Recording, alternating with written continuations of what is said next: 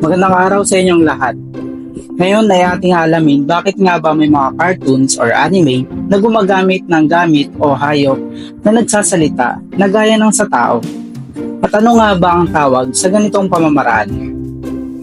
Kilala ang Walt Disney, Pixar at iba pang mga animator industry sa pagpapalabas ng mga bigatin at kilalang mga karakter sa 3D, cartoon at iba pang animation industry. Tulad na lamang ng Cars, Mowgli, Lion King, at iba pang mga palabas, pero alam niyo ba kung ano ang tawag sa ganitong sistema? Ito ay tinatawag na anthropomorphic o anthropomorphism. Ang anthropomorphic ay tumutukoy sa pagbibigay ng katangiang pantao sa mga hayop, bagay, o kahit mga likas na elemento. Sa madaling salita, ito ay kapag ang isang bagay na hindi tao ay kumikilos, nagsasalita, o nag-iisip tulad ng isang tao. Halimbawa,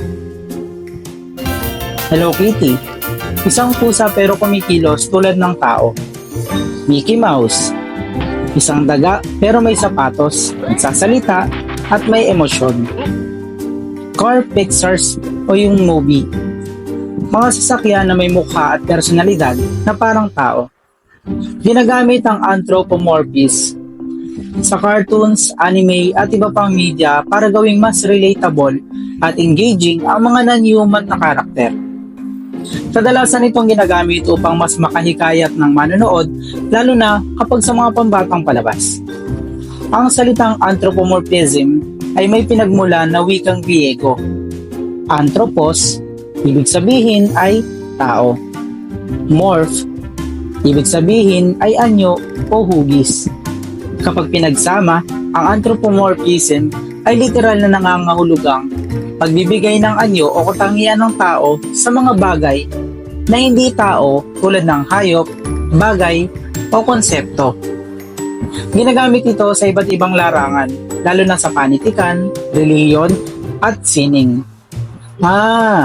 Kaya pala. Yun pala yun. Now I know.